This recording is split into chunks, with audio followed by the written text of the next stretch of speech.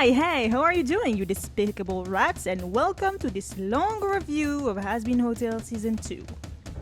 Oof. Yeah, I know it's been a long time since I've done any long format video, and yes, I know, my review on the Amazing Digital Circus episode 6 is pretty late. It's coming soon, by the way, don't worry. Either way, today let's focus on Hazbin Hotel. By the way, you might not know this if you're new here, but Hazbin Hotel has kind of a special place in this channel. After all, the main reason why my channel skyrocketed to what it is now is thanks to my videos about Hazbin Hotel and the Helliverse as a whole. And especially this one I made where I ranked crack ship from it. And it's already been almost 2 years, dear god. Anyway, don't you worry folks, I'll try my best to be more active in this channel. And besides the review on Digital Circus, I also plan to rank Hazbin Hotel Season 2 songs as well like I did for Season 1. So yeah, prepare yourselves for a bit more content from yours truly. And before we really begin, I should warn you about how this video is gonna go. I will speak about the serious things that happened in this season, but also some minor and silly stuff. Basically, I'm regrouping every bit of thoughts I had when watching, all in a messy bundle of information and opinion. I apologize in advance if it feels like sometimes I go from subject A to B without a real connection or transition. It's really how I wrote my script. I talk about a multitude of things separately from each other and then I try to connect them with the best of my ability. There was a lot to talk about. I think you can kind of see it with the length of this video, so sorry for the messy review that awaits you all. Also, once again, just to be clear, this is my review, my opinion, and how I interpreted what I watched. If you disagree with me, have something else to share or to add, please go to the comment section. I like that everyone can have a conversation about how everything went down and how they feel about it, and I love reading all of your responses, even if I don't really answer much, I'll admit that. And please try to be respectful about it, no insult or heinous comment, that would be appreciated. Don't forget to like and subscribe as well, and now let's just get into it. People, let's move, let's go, go, go, go! Hazbin Hotel Season 2 came out a few weeks ago and already there's a lot to unpack. I generally like this season more than Season 1, the animation was very clean, and as for the songs, like I said, I will touch on them in a later video. But I'll admit, the pacing is also slightly better than Season 1. No more 5-month skip between 2 episodes and it's highly appreciated.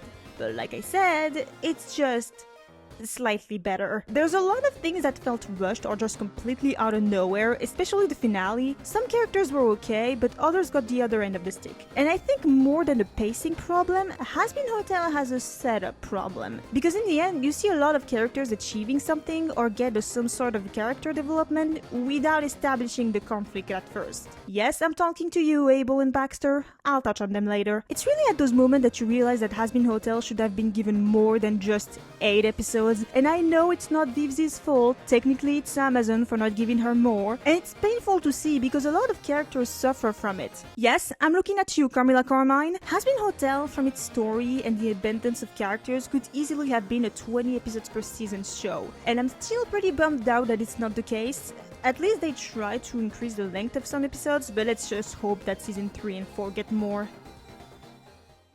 You nicknamed my daughter after the Loch Ness Monster?! Okay, already we're going to start with a pretty long and heavy topic. Before this season came out, it was pretty clear that Vox would become the main antagonist of Season 2, and this meaning that his rivalry with Alastor would be explored more. And then Season 2's finale dropped and oh boy, I didn't expect it to be this deep. First off, this whole backstory just screams radio silence and I can't believe it's actually canon. Basically, years ago, Alastor and Vox were really good friends until Vox proposed a partnership to Alastor, to which Alastor just lost it, thus starting Vox's pretty revenge as well as his insane obsession. Or at least it deepened it to an astronomical degree. So yeah, essentially their whole rivalry rests on a love rejection, which now leads to today and their major conflicts. Red versus blue, TV versus radio. They actually parallel each other so well. They are first and foremost polar opposites on the outside, but in reality, Alastor and Vox have a lot in common. Their obsession with power, their inflatable ego, and even some of their actions in their past lives. And when you think about it, Vox Vox's obsession with Alastor really starts to make sense. After all, their journey were pretty similar in the sense that they are both serial killers who were the primary host of their intended source of media. So Vox's admiration doesn't come just from his radio demon reputation, it comes from the fact that they have a pretty similar history. So his admiration isn't really surprising, but what's really surprising is his offer to Alastor. When he was alive, he tricked everyone in his path and killed numerous people so he could gain more power. But when he talked to Alastor in this one scene, he's proposing a partnership, which is something he never did before. Presumably, he respected Alastor so much that for once, he actually felt vulnerable enough to try and ask for them to become allies. Also because of his obvious crush on him, but that's something else. And like I said, this was the first time that he genuinely wanted to associate himself with someone he presumably viewed as his equal or even higher than him. And I'm not the one who says it. Vees is. In an interview not too long ago, she confirmed that Vox was being genuine in that scene, and that it was the first time he ever felt vulnerable enough to propose something like this. But unfortunately for Vincent, the worst he could say was not no. And this explains why the rejection was so brutal to Vox, and why he's so petty even after 70-ish years. His feelings were literally crushed to the ground, and while he was acting like a soft boy with Alastor in the past, let's not forget that he's still an attention-seeking, power-hungry narcissist. So of course this painful rejection will later become his greatest obsession. He doesn't just want to destroy Alastor, he wants him to feel the same pain he felt that day, to wipe his smile out of his face and finally make him feel misery comparable and greater than his hurt and resentment towards him. But unfortunately for him again, I don't think that's even possible. Alastor is a lone soul that enjoys the journey to power. He doesn't need people's support. Mostly. But really, he doesn't want people to help him. He wants to become powerful on his own and then have the time of his life with it. And you know what I like about all of it is that even if their stories are similar, their ascension to power and the way they view it are polar opposites. Alastor and Vox do have a pretty similar objective, but the difference here is the reason and the essence of that objective. Vox has a god complex. When he was alive, he wanted to be the sole center of attention, killing everyone that took that spotlight from him. He wants his voice to be the only voice people hear, the only voice of reason, and to do that, he needs to become the most powerful being in existence. He needs the world to revolve around him because in his mind, that should be the way it needs to be. The right way. Alastor is a bit different because unlike Vox, he doesn't have this god complex. He's a narcissist and he loves power, sure, but his want for control is different from Vox in the way that Vox strives for power because of his own insecurities. Alastor strives for power for his own amusement. He doesn't necessarily want to become a god, he just wants to enjoy himself, and being a powerhouse is one way to do it. Alastor enjoys toying with people, especially if they are seen as powerful, because like Vox this time, he loves being perceived as more powerful than them. And while their backstories are very similar, there is a big difference that separates how they live their lives and how they operate. That difference being that Alastor was a really good radio host. He didn't make his way to the top because of his tricks or anything, he was genuinely competent enough to earn his way to the top, whereas Vox killed his way to the top. He didn't make it because he was good enough, he cheated his way to the top by killing anyone in his way. Alastor made it thanks to his talented skills, Vox made it through tricks and blood, and more than anything, Vox needs people's support to be powerful. Not even just in the metaphorical sense. The more people supports him, the more powerful he becomes, and I think that's also why he became the most powerful sinner in episode 8. When Charlie announced it, it catapulted his popularity, increasing his support and followers, hence making him the most powerful sinner in hell. Now here's the kicker. His powers also stems from a very fragile source because when he loses his support, when he loses the people that follows him, what does he have left? And I think that's why Alastor can't take him seriously, because in his eyes, Vox isn't a powerful overlord. He's just a guy that constantly needs other people to stay at the top. Even today with the Vees, if it wasn't for them, I'm pretty sure he wouldn't be where he is today. And while I'm sure Vox is grateful for it deep down, the sudden resurgence of the radio demon made him lose it, because in the end, his obsession is the thing that ultimately destroyed him. In his focus to finally own it to Alastor, he forgot about everyone else, solely focusing on his own own achievements without considering Valentino and Velvet, creating a ledge between them. Not only that, but he even lost focus over his own objective, which was to take over heaven and become a god. He was so focused on his revenge on Alastor that he just lost his marbles and blasted that cannon all over the city, which made him lose all of his followers, which, as we can see later, also made him powerless. But another thing that I like is that Alastor as well as Vox are hypocrites, especially Alastor. Throughout the show, Alastor is disappointed in Vox, saying how he is incapable of doing things on his own, while also actively being the most powerful sinner in hell thanks to a contract made with another party. And while it is true that Vox used many collaborators to become who he is now, we also have to give him credit for getting this far by building everything from nothing in hell, compared to his life self who had to cheat his way to the top. And I'm gonna quote something someone said on Twitter to this effect: Alastor played fair and won in life but cheated in death. Vox cheated in life but played fair and won in death. Yes, the parallels are indeed insane. And not only that, but the fact that Alastor hates being touched, going as far as calling Vox a creep for being too physically inclined with people, while literally touching everyone else. I could give you a bundle of how much he touches people, and I love him for that. Alastor being such a big hypocrite is genuinely so funny to witness. Oh no, not the tongue. You know what? I like how in theory, the main cast is supposed to be the most united group of people we have right now. The charm of the Hazbin Hotel is the fact that it's supposed to feel like they're a found family type of group. It's how Charlie describes it, and we're supposed to believe it.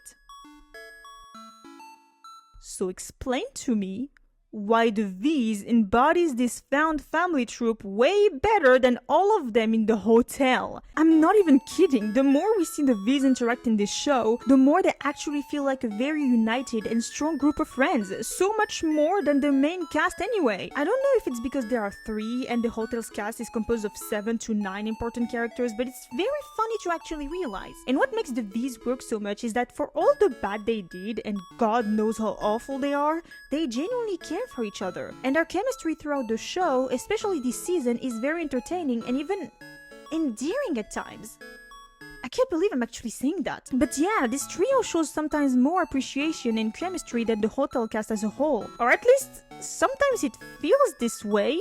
And I think that's what makes their relationship so interesting to watch, because in the end, even if Vox was about to kill everyone and himself, even if his obsession ate him so bad he was losing himself and his primary objective, Val and Velvet never abandoned him. They stopped him from going too far and stuck together until the very end. I think it's very interesting to see how these toxic and evil individuals care about each other enough to not let go of one another, even when one of them goes too far, and boy do we know how far he went. And like I said, the main cast also has this relationship with some of them, but as a whole, it doesn't have the same punch. I don't know, Vaggie for example. Yes, she has her relationship with Charlie, but then try and expand on her relationship with any other member of the hotel. You can't, right? At least that's how I see it. Let me know what you all think. And speaking of the Vees, I think we can all agree that Velvet is indeed the backbone of the Vees. I swear, this girl has so much in her plate between Vox and Valentino. I'm surprised she still hasn't killed both of them. When I tell you they care about each other very much. Huh? Alright. This is the part where I'm gonna get nuked. For those that have been following my channel for a while, you might already know this, but for those who don't, and please don't kill me, I'm not a fan of Charlie. Never was, and still not is. I did like her in the pilot, but ever since the show started to air on Amazon, I never really seemed to pick an interest in her. And now half of you might be asking why, while the other half is already insulting me in the comments, but either way, the thing is, and it's my opinion, just reminding you all, I just find her boring. FBI, open up! I know, it's a criticism a lot of people have, and honestly, I think I share the same view. Honestly, I'm not even exactly sure why I feel this way. I sure didn't feel like that towards her in the pilot, but now, every time she appears on screen, I'm either annoyed or not as invested as I would like to be. Which is pretty weird considering the fact that I like Emily, who is literally just an angel cardboard cutout of Charlie. And honestly, with how they handled her character this season, it didn't help. Let me explain. Throughout this season, Charlie started to become a bit too obsessed with her hotel and the public opinion surrounding it. It didn't help with the fact that Vox was spreading mass misinformation on it. Not only that, but after episode 1, she just had confirmation that the hotel actually works. All of this led her on a big spiral to try and save the hotel's public image, but her obsession and pride led her to make hasty decisions that instead of helping, just made things worse for the hotel and her cause. And people have been saying that it's pretty on board with her character, and also that after all, she is the daughter of pride, which yes, I agree with. And yes, her inability to listen to others when she is overwhelmed is something that was always hinted at. I agree with you. And I don't mind Charlie getting this character arc. My problem is how they handled it. First off, remember how in season 1, Charlie decided to go see Valentino to ask him to let Angel stay in the hotel more? You know, the one where she decided to do stuff without thinking and it led to Angel having to suffer through the consequences? Yeah, doesn't it remind you of something? You know, when she decided to ask/push Angel to redeem himself in front of Vox and Velvet without thinking, and it led to Angel outing his sin in front of all of these cameras and almost got himself killed? Do you see where I'm going with this? Guys, she made the same mistake with Angel and Vox this season as the one she made with Valentino and Angel in the last one. She did the exact same thing. And it makes me mad because you would think she would have learned her lesson in season 1. And don't try and tell me that it's because it's part of her character arc or anything, because I'm pretty sure you could have done a similar storyline without having her do something so contradictory to what she learned in the first season. Angel warned her that he was bad news. She also should know that Vox works with Valentino. You know, same guy that abuses Angel. She knows how bad her intervention ended in the first season. She knows how bad Angel has it with the Vees. She should, but she still pushed him out of his way to do this? Not to forget that at this point in time, she still didn't know how Pentious was redeemed. More than her character going backward, it did a complete 360. Of course, I know it's not the first time we see her having this kind of obsessive behavior, but the problem here is that this was too much. And then after all of that, you have all the instances of her not listening to anyone and doing things on her own like the live interview, and then blaming everyone but herself when something goes wrong, like the Lucifer situation. Oh boy, the Lucifer situation. Let's talk about it. At this point in time, Charlie is getting more and more frustrated and desperate, and so Vaggie, aka the true MVP of this whole situation, I swear to God, decides to ask Lucifer for help, which he agrees to. Unfortunately for everyone, it doesn't go well. Vox already knows Lucifer can't harm sinners, so his threats are useless. At that, the whole Angel apology with gift basket fiasco, and boom chicka wow wow, everything goes to shit. All of this leads to this scene where Charlie blames her dad for the whole incident and her immense disappointment with Vaggie for doing all of this behind her back, and I quote, inciting a war. Okay? No? See, I'm gonna need your opinion on this because maybe I didn't fully get the rally scene, or maybe I didn't watch properly, but I think we can all agree that even if Lucifer didn't appear, the war would have still happened, right? While yes, Lucifer threatening Vox added salt to the whole debacle, the primary reason why war was declared wasn't Lucifer's fault. More than anything, it was the angels. Going down there to apologize for genocide with gift baskets wasn't the best move. Add Sera's whole heated speech about how they deserve the extermination, and boom, we get a violent uprising. This is the moment where we can see that Charlie is really getting delusional, but my problem now is that I'm not sure if the show wants you to believe that Lucifer and Vaggie were as much at fault as the angel, or if it was just Charlie's delusions going off the rails. Because if it's the former, this is pretty bad. And then after all of this, add Charlie's bitter and petty response to the whole thing, and then we get her conversation with Carmilla Carmine, and how Charlie apparently started the war after killing Adam, which, no, technically Heaven started it with the extermination, but let's move on. And now, with everything I just told you, not to forget that all of this character arc took more than half of season 2's showtime, how long do you think the resolution took? No, really, guess how long? If you guessed 3 more minutes, congratulations! That's exactly how long it was. And trust me, I counted. The song Easy plus their conversation and Charlie's apology and reflection was 3 minutes. And after that, it's never mentioned again. Are you serious? And it's not like we see Charlie thinking about her actions before this scene, no. The only time where we can see Charlie really reflecting on herself was in this scene with Carmilla, where you can see her looking concerned at Vaggie when she had her distressed flashback. And the next scene is that 3-minute resolution. And I'm not even sure if it was her reflecting, she just looked worried for Vaggie because you could see her having a trauma response. And like I said, after the resolution, it's never brought out again. No apology towards Lucifer, not even a mention of what happened, nothing. Actually, we need to talk about this. It's crazy how Lucifer was sidelined after episode 6. He was used as a weapon to destroy heaven, got tortured out of it. Nobody tells him what he is used for, not even Vaggie. Actually, she doesn't even tell anyone that Lucifer is powering the cannon. And then after all of this, he comes out of it, passes out, and then we just brush him off. What the hell? Lucifer was done so dirty this season, and for what? Justice for Lou, man. You deserve better, buddy. Anyway, what I'm trying to say is Charlie's storyline was weirdly handled, and her apology in episode 6 felt rushed and not earned. I'm actually impressed Vaggie forgave her that easily. And while their spicy session was fun to watch, no seriously, Easy is such a catchy song, you haters don't know what you're talking about, it didn't feel like it was the right moment. I got Arcane flashback from it, but much less worse, I'll admit. You see, my problem with this is that it's always the same cycle. Charlie does something bad, she apologizes fast, speedy resolution, then it's never brought out again. Repeat the cycle. Even Angel points it out, Charlie will always apologize, and it's always after she's been warned to not do it at least 3 times before inevitably committing the act anyway. And my problem with that is, and listen to this sentence, it's hard to apologize the first time.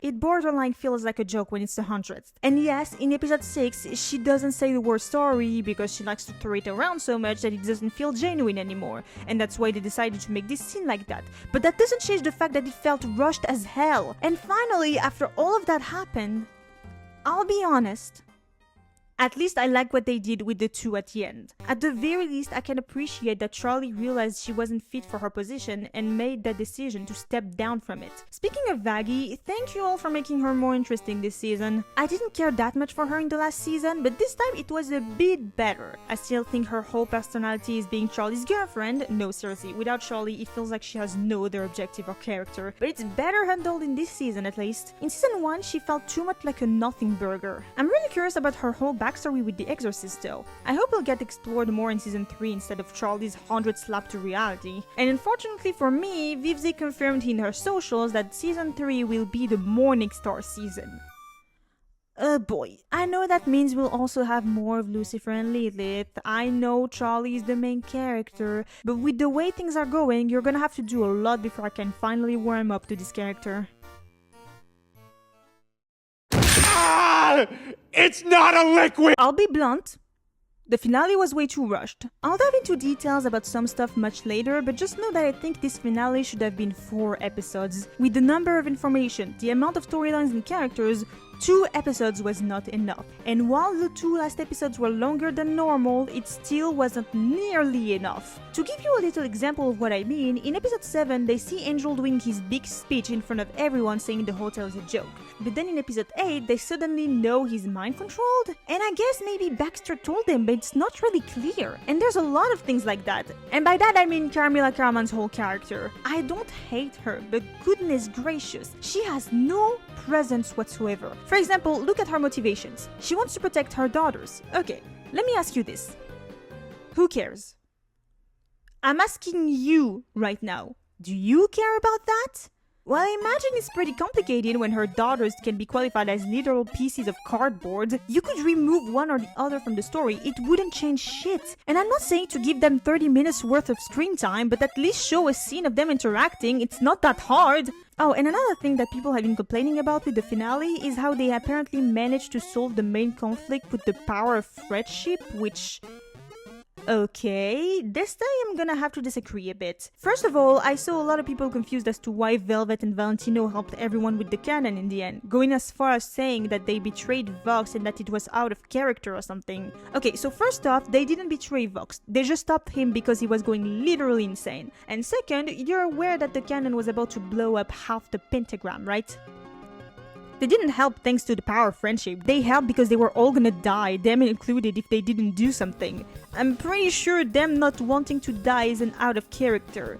Same for everyone else. I don't think anyone planned to obliterate themselves. And it's not like they're doing it with the power of love or anything, only the overlords are participating, which is pretty interesting because it means that only overlords can wield magic among sinners. Which also means that apparently Nifty was an overlord?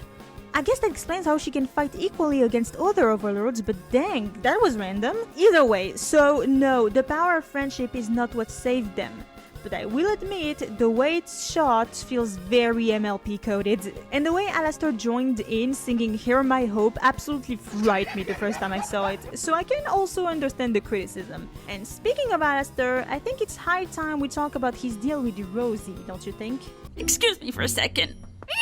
Hey, remember in season 1 when everyone was showing clips of these two with titles like, "Oh my god, they're so bestie coded, she's one of the only person he likes to be around, etc." Oh boy. I will say, I really did not see this coming, and it really puts into perspective all of the other scenes they had before. From what I understood, Alastor made a deal with Rosie when he was alive to become the most powerful sinner once in hell, but in exchange, his soul would be in Rosie's possession until he completed Rosie's task. What task, you might ask? Good effing question, and I genuinely still don't know what it might be. But one thing for sure, if he died in the 30s and still hasn't managed to fulfill his end of the bargain, this must mean that Rosie's task must have been either an impossible one or just really long to even fulfill. I'm pretty curious on what it might be, but one thing for sure is that I really like their dynamic even now, especially during their Hear My Hope segment at the end. At this point in time, Alastor managed to break off his deals and Rosie appears to him asking him to help everyone with the cannon, to which Alastor responds that he won't do anything until she does something for him. And from what I can gather, I'm pretty sure that Rosie just repaired his stuff in exchange for him helping everyone out. Not gonna lie, I love their interactions in this segment of the song because you can see how even if they hold each other in contempt, they still have a lot of respect for one another. Rosie's smile right there can really be interpreted as a well played monster. She hates the fact that he's playing her by the strings, but god does she recognize the hustle. And Alastor, while being a petty manipulator, still holds her in high regard and respects her enough as a powerful individual. Overall, even if the besties' headcanon were crushed, I still really like this dynamic, and I really hope to see more of it later. And speaking of a new dynamic with Alastor, I have to say, I can't believe we live in a reality where I can say that the Radio Apple fans won. Alright. After the events of this season, we no doubt that the reason why Alastor was staying at the hotel was because of Rosie. Technically speaking, he doesn't care about the hotel and the people in it. But the thing is, after he managed to break his deal with Rosie, he had no reason to stay at the hotel. He is now free of his shackles. So while I was watching the finale, I was legitimately wondering how they were gonna keep Alastor in. And then we get the ending scene. Alastor came back safe and sound, and he's in a much better mood. It seems he has found something else to entertain him here. Oh my god. Yeah, so apparently it seems like Lucifer became Alastor's new obsession. And let me tell you, when this aired, the fandom literally lost it. It was the dawn of a new dynamic in which we had no idea where it could be going. Vees said in an interview that the relationship between Lucifer and Alastor was one of her favorites and one that develops the most in the show.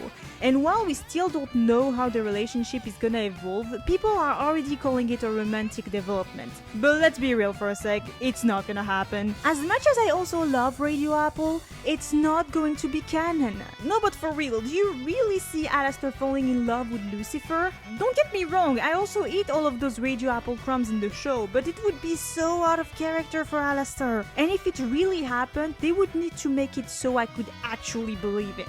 But I also saw a theory somewhere that said that Alastor might become Lucifer's executioner. And honestly, I like this. We know now that Lucifer can't harm sinners. He's perpetually stuck here with the bottom of the barrel and forced to watch all of them do everything they want without being able to actually intervene. And having Alastor as his executioner would not only solve this problem, it would also be a very interesting turn of events. Them developing some sort of friendship/contract like that would be a very good surprise, I'll admit. And technically, it would make sense that they could bond. In the finale, the both of them were widely ignored by the rest of the cast, even though they were hurt pretty badly. The fact that they're so powerful and prideful might be the reason why no one really checks on them, and also the reason why they never ask for help. So this could be the basis of a somewhat positive relationship between the two. But like I said, it's all just a theory. It's also possible that they could become the worst enemies in Hell Society, but we'll have to see. Why don't you love me, Mom? Alright, come on guys. You really think I don't know about Agenda Hotel? For those who don't know, and if I understood correctly, while the show was running, the power scaler part of the fandom started manifesting and put multiple seemingly powerful characters on fraud watch, the two most popular being Alastor and Lucifer. Alastor because he pre-ordered his power to make Rosie, and Lucifer because we now know that he can't harm sinners. But thankfully, when the finale released, Alastor's honor was mostly saved. And as for Lucifer, I mean, I don't know, I think it makes sense that he can't harm sinners. First of all, because the show would have ended in like 10 minutes if he could, and second, because it is a very appropriate punishment for him, to not be able to do anything. But I will say, Agenda Hotel, as dumb as it was, it did come with loads of very fun content. For example, this. Please, Rosie, I need this. My staff is kinda broken. I live in a hotel. I wanna get the fuck out. To the person that made this short, I hope both sides of your cushion stays comfortably cold forever. This is the funniest shit I've seen on TikTok. You don't know for how long I was on the floor crying laughing. No i jak tam, moje skibidi sigmy? Yes, I know, I've been talking about Alastor for a while, but that's because he's a character I'm really excited to see more of in the next seasons, and where he will go from now. And I know some people like to think that even if he's a sadistic, literal demon, he actually deeply cares about the hotel and his friends, or at least he might show that he actually cares about Charlie in her dreams. And I'll be honest with you guys, I don't believe any of that. He might care about some things like power and nifty maybe, but downright showing affection to other people would be weird of him. Of course, that doesn't mean he can't enjoy people's company or show a bit of appreciation for others. After all, it is my belief that he at least respects Charlie and her dedication, but full out having empathy and all? Ain't no way. And you know what? That's okay, because for me, when Alastor is on screen, I don't expect to feel pity or empathy. I don't feel bad that he gets hurt or hurt others. I don't feel bad about the way he is, his story and how he manages his plan. No, the reason I watch him is literally for the love of the game. I love when he's being this scheming narcissist. He's just a fun character to follow. I want to see his story and how it plays out, and most importantly, how his motivations will evolve by the end. And like I said before, how his relationship to Lucifer will go in the end. Friends or enemies, I can't wait to find out. Alright, pause for a sec. Hope you're liking this vid. If not, sorry I guess, but I just wanted to move your attention to my Etsy shop. Been a while since I promoted this. Don't worry, it's not gonna be long, just know that I have this shop, the link is in the description. I'm a broke mess, and if you wanna support me, be my guest. If not, it's fine, just continue watching, it's good for the algorithm.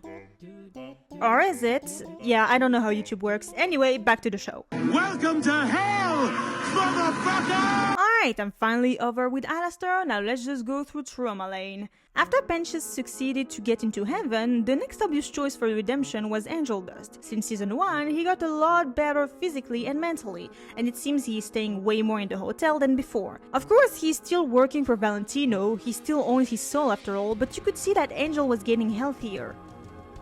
Until drama happened. First, there was the whole episode 3 fiasco, where we learned the scene that got him in hell. He killed his own father. Now, this is interesting because not only does he have to redeem himself as a murderer, and I say that in quotation because obviously there has to be other circumstances at play, maybe he was defending himself or someone else, but from the things we know from his time when he was alive, it is also most likely that Angel's dad also wound up in hell. We also know that his older brother is there as well, and for those confused about how we know all of this, it's from before the show was taken by A24, from Vees' live stream and all of that. That's also how we know that this little cutie that we see sometimes in heaven is actually Angel's twin sister Molly. Of course, some things might have changed since the pilot, but one thing for sure, his older brother Arachnis is definitely in hell, and his twin sister Molly is definitely in heaven. With all of this info, I'm pretty curious to see his backstory in the next seasons. Now, Angel, with all of the development he went through, I think he's still far from getting redeemed redeemed. First because of his sin, but also because of his conflict with Valentino. They still have a deal going on, and while it is true that Angel started to get more and more away from his influence, episode 6 decided to happen. When I tell you, Angel cannot catch a break in this show. Basically, Vox decided to use Angel as a mean to get more followers. To put it simply, they hit him with a Danganronpa special. And worst part is, we learned that he's been hypnotizing Angel and forcing him to play the mole since season 1. So not only was he abused physically severely, now Angel has to come with the fact that his own decisions and actions might have, for the most part, not been his own, which is obviously pretty traumatic, but it also put into perspective all of the things he did or felt during this past year. And then we get to the finale where we first find Angel in Valentino's building, and it seems that Val had Angel OD, which is pretty sick considering the fact that Angel most likely died from an OD. At least this was his canon lore back when the pilot first came out. It's possible it's not the case anymore, but if not, yikes. And all of this leads to the ending where Angel decides to go back with Val. The decision was obviously heartbreaking to witness. After all, Angel just learned that his every movement was calculated and monitored by someone else, that his own choices might have been controlled as well. His decision to go back to Val was not just a way to protect them from him, it felt like he was actively punishing himself. And it's actively painful to watch. And for the people asking why Charlie didn't stop him from going, first off, it was Angel's decision. They can't exactly force him not to go. Even if I wanted that to happen, but okay. Not only that, but his soul is still owned by Val. Charlie can't erase that. All in all, Angel's fate is just becoming more and more bleak as the show's going, and to Husk's utter heartbreak. Come back. Oof, let me tell you, that comeback from Husk is now proof of everything that went wrong in my life as of now. It did damage to me and the community. I did not know Keith David could hit those kind of sound. He is way too good of a voice actor, I fear. Yeah, Husk's relationship with the Angel was the true highlight of this mess. The way they comfort each other while being in a similar position is very sweet. Especially the scene where Angel comforts Husk doing his relapse. I will definitely talk about this more in my song tier list later on, but just know that Losing Streak and Love in a Bottle are on repeat on my playlist right now. All I can say for now is that I can't wait for how their relationship is going to go, and I hope we'll see more of Husk. Long story short, this is Magri. I have a confession to make. I did not care that much for Cherri and Pentious. It's not that I don't like this couple, I'm mostly neutral about their whole relationship. They are cute, don't get me wrong, and their song was pretty cool, I guess, but all in all, like I said, I am mostly neutral about them. And I think that's because we don't know much about Cherri. Like, I understand why she decided to stay at the hotel, I just feel like it was done pretty fast. They didn't establish their relationship as much as I would have wanted, mostly on Cherri's part. And honestly, I blame the lack of episodes again, because as of now, Cherri isn't really that interesting except for being Angel's friend and Pentious' lover. But it could change in later seasons. After all, we still don't know much about her. We'll have to see in the long run, but for now, I just don't really care for her. Nous sommes en guerre. Alright.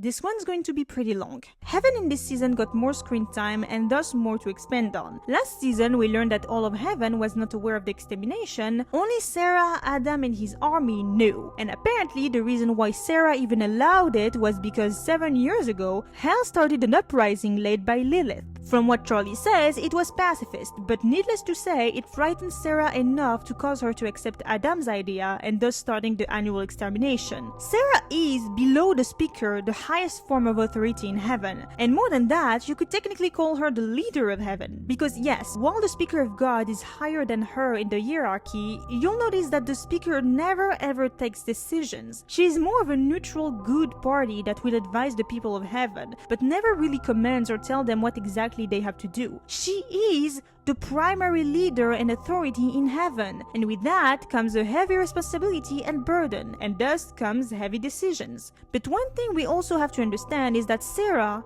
is not human. She is a seraphim, and as such, from the moment she was created, was given the role of leader and protector of Heaven and its citizens. She never questioned the system or how everything worked, because there was no need to be. In her mind, she was given a task that she had to follow. There was no need to question anything because it was the status quo, until at least 7 years ago, with Hell's uprising and the start of the extermination. What I mean to say is, Sera never took a moment to actually question her actions and the system in place. She never took the time to actually empathize with sinners or even winners. In other words, she doesn't know what it means to be human. She doesn't fully grasp the complexity of human morals and how they live their lives and why they would make bad deeds. She only sees two sides, the winners who are good and the sinners who are bad. And to her, there was no middle ground. And that's also why she allowed the extermination. Because remember, hell isn't just a place to her, it's a punishment. Before Pentious' redemption, it was previously believed that after sinners came to hell, they would rot in there for all of eternity,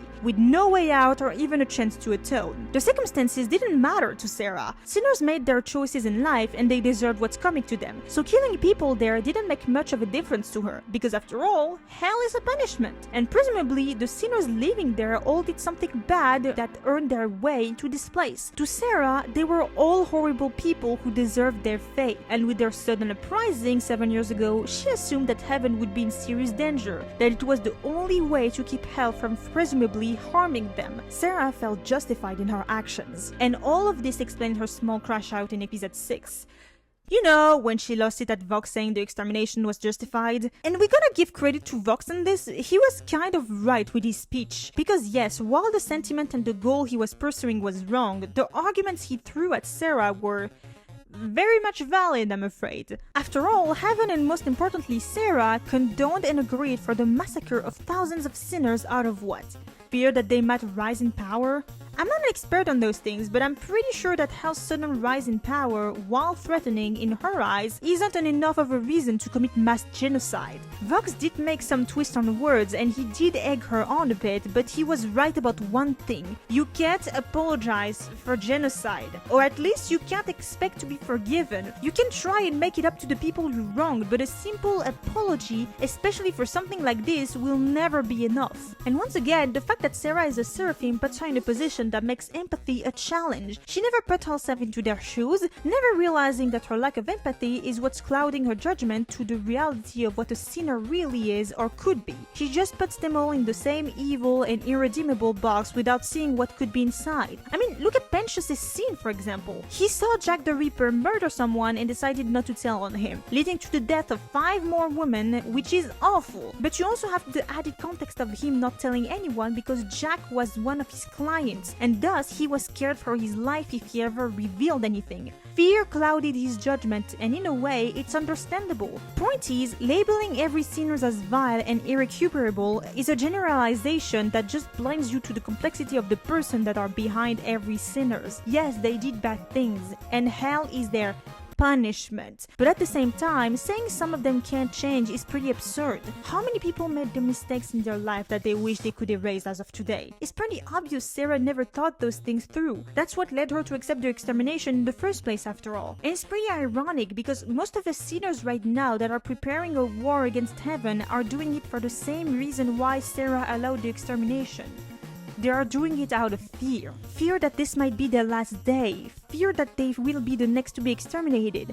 Fear that their existence might become null by tomorrow. And that's also why Pentious was able to get through to her. After all, he is the living or dead proof that all that she believed in was based on a huge error of judgment. The proof that the established system was actually wrong, that she was wrong. His existence made her realize that in a way, she is no better than the sinners she's been looking down upon. But she also realized that like Pentious did, she had to atone for her wrongdoings. Sir Pentious is the one telling her that she has been guided by fear like he did back when he was alive. He is the one making her realize that hell isn't as much as a punishment as it is a second chance for some to atone for their wrongdoings. Because after all, and that's my belief, hell is just a place. The reason why it's labeled as the worst place in the universe is because of the sinners that populate it. But can you really say that all demons are bad people because they live in this place? Let's take Hellborns for a sec. Are they bad people just because they were born in hell? And even as a sinner, you can't really say that hell is such a bad place. After all, even if you end up in hell, it's not like a life of suffering really awaits you there. You can even go up the ranks and become an overlord. More than a punishment for sinners, I believe that it's above all a punishment for Lucifer. To be trapped with the worst of humanity, trapped endlessly to witness all of the worst that his gift to humanity back then led to. But I also believe that these sinners are also capable of making it up to their sin. After all, if they can atone and earn their way up to heaven when they are alive, what's the difference after death? Alright, once again, I feel like I went off topic, but I hope I made my point across. But now I have something else to add. You see, the more I thought about all of this, the more I started to question Sera's motive. If you don't understand what I mean, I want you all to ask yourselves one tiny question. If souls couldn't get redeemed, if they couldn't make it to heaven, would Sera have realized her mistake? I feel like this is a very interesting question because her whole atonement arc is based on the fact that she realized redemption is possible, that if a soul could atone for their sin, they can make it to heaven. That's the whole reason why Sera is even remorseful, because in her mind she thinks that the people she accepted to be killed could have been saved. But let's flip the script. Imagine 1 second if Charlie's theory wasn't right. I don't know, it's an interesting thought I had. Let me know what you think in the comments. God's not real if you two morons are running this investigation. Alright, let's finally talk about the new characters. There are 2 that made their appearances in this season, and oh lord, what an introduction. Let me first start with Abel. Abel is one of the new characters introduced here, and a pretty important one since he is the son of Adam. Or at least I would have liked him to be. Abel didn't seem to have a good relationship with his father, the latter apparently hating his guts for being soft and weak, or at least that's how Lute remembers it. It's also hinted at in his song that he wasn't the braver son. Was he talking about Cain or even Seth? I'm not sure, I'm not too versed on Bible study, but one thing for sure is that Abel has a hard time making decisions and taking a stand. He was a gentle bystander that was forced into a position of power. Not only that, but a position his father occupied. So not only does he hold the pressure of an entire army, he also holds the pressure of his late dad's role, while also being his total opposite in terms of personality and morals. So in essence, he has to bear Adam's responsibilities as well as his consequences. And from what we're shown, it's pretty easy to conclude that Abel was pretty sheltered from the reality that is heaven's burden, as well as their relations to hell. He was forced into a situation he was never prepared for, and all of this explains his detachment to Lute and the position he was given throughout this season, until at least the end of this one and his song where he finally puts on the mask and stops Lute from going on a rampage. At least for now. Here's the problem though. You see everything I've just told you about Abel and his whole story arc? They actually show it in the show for like what? 5 minutes? Even less? Yeah, you can really see the consequences of the lack of episodes with this one. Seriously, when I was first watching the finale and Lute just gave up after Abel told her, "Bitch, you better fall back," I got so much whiplash from it because for the whole season you see Lute advocating for revenge, screaming about how everything will fall down like gravity and all of that, and then you have one single "bitch, you better fall back" from Abel, who was still a trembling and unsure mess not even 5 seconds ago, and she folds? All of this build up and set up for Lute's revenge, only for her fight with Vaggie to be background noise and then going back up after 2 minutes. She did absolutely nothing in this finale and it legit kills me. And I know it's probably set up for season 3 or beyond, but it still doesn't make sense how she gave it to Abel like that. And the worst part of all of this is, I actually really like Abel. No, really, I relate to that guy on a spiritual level, and I'm kind of disappointed he was done dirty like that. His song is fire though, I'll give him that, but okay, seriously. As a character, he has a lot of potential, especially his story arc with Adam and Lute, and the scene where Lute sees Adam in him could have been great. Shame Abel never talks about him though. I swear, you hear like 4 or 5 mentions of Adam through Abel, 3 that are just simple sentences like "my dad's dead, whelp," that scene where he wants to get one of his old guitar, and then the final song. That's it. You never really know what his relationship with his dad was like, not even a single flashback. It just comes out of nowhere in the end, so we don't have to worry about Lute for one more season. And wanna know the worst part of all of this? He's not the worst of the new character that got fucked. Because yes, with Abel we also got a new character added to the main cast, Baxter. You know, Abel had a very expeditive character arc and too few scenes to show it. But at the very least, he had a character arc. Trying to explain how Baxter, the guy who in episode 3 preached about how redemption was impossible and friendship is futile, began seeing everyone in the hotel as his best friends in the end, to the point of even betraying Vox, is like trying to explain how eels reproduce and have offsprings, in a sense that there's not enough proof to explain how the freaking hell this happened. Baxter, throughout this season, was what you could commonly call a background character. He had one scene where he talks about his backstory with Sir Pentious, and then it's radio silence. Get it? No, but really, at least show a real scene demonstrating him really warming up to the hotel, not comedic moment with him in the background with no speaking lines. And I feel bad for him because I also genuinely like him. His personality and the way he interacts with everyone is genuinely fun to follow. Essentially, he is a mad scientist with an extremely logical sense of thinking. He doesn't work for Vox because he likes him or his brand. He doesn't work for it out of interest. It's beneficial to him, so he works for them. Same with him going to the hotel. He's not here for redemption, technically. He's here to study it and to understand how it works. And while it pisses me off that his reasoning for helping the crew at the end was expedited, I still find it fun how Vaggie just took care of him so good he thought they became friends. Because in his thought process, that's how it works. I also really like his relationship with Nifty. I find it cute. The way you can see them interact in the background of some episodes is really sweet. Now my problem is, I would have liked to see more of it and not just in the background. This is my biggest gripe with Baxter and Abel. They didn't give them enough time. It's over, you dumb So yeah, in conclusion, I liked this season way more than season 1, liked some of the conflict and characters, and I'm actually really excited to see what's next. But please give more episodes to Vees to work with. If my intuition is correct, we're gonna have a lot more new character introduced in the next season with the already not so developed other new character. Increase the length to have more than 12 episodes, I don't care, just give them more to work with, I'm begging you. And that's all for today. Trust me when I say I didn't know I could make a review this long. Sorry for the head scratchers. Either way, don't forget to like and subscribe, comment what you think, and then I'll see you around.